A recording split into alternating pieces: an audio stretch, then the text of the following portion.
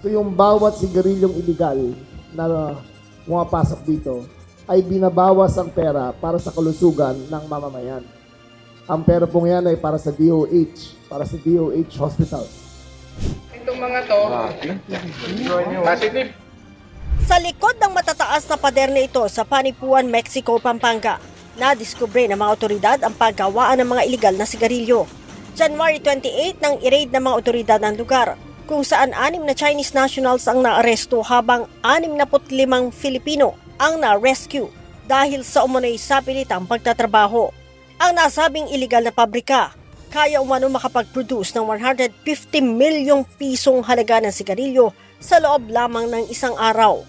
Noong taon 2024, ang nawala po sa kaban ng gobyerno ay 30 billion pesos. Yung 30 billion po niyan na excise tax ay papunta po sa healthcare system ng Pilipinas. So yung bawat sigarilyong illegal na pumapasok dito ay binabawas ang pera para sa kalusugan ng mamamayan. Ang pera pong yan ay para sa DOH, para sa DOH hospitals. Ayon kay Interior and Local Government Secretary John Vic Rimulya, walang permit ang factory.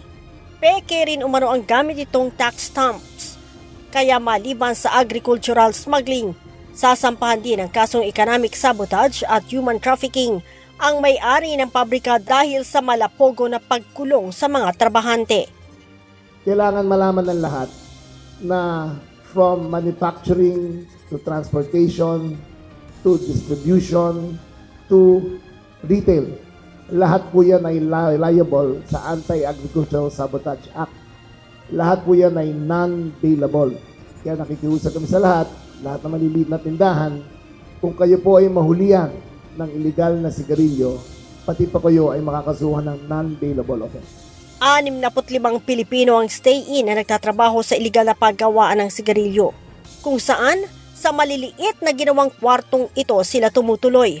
Ayon sa DILG, hindi ito makatao. Walang kinatawa ng kumpanya ang nasa lugar nang dumating ang mga otoridad kanina.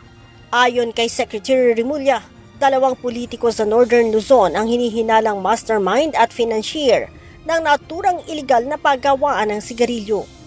Bukod sa mga politiko, may 4 pang incorporators na sangkot kung saan 2 sa kanila ang Pilipino habang 2 naman ang Korean nationals.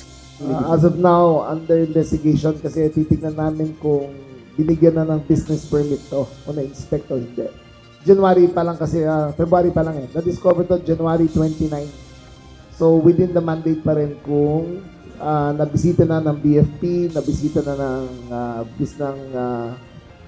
local authorities para i-inspect ang lugar. Kung in-inspect po nila at binigyan ng business permit, liable po sila.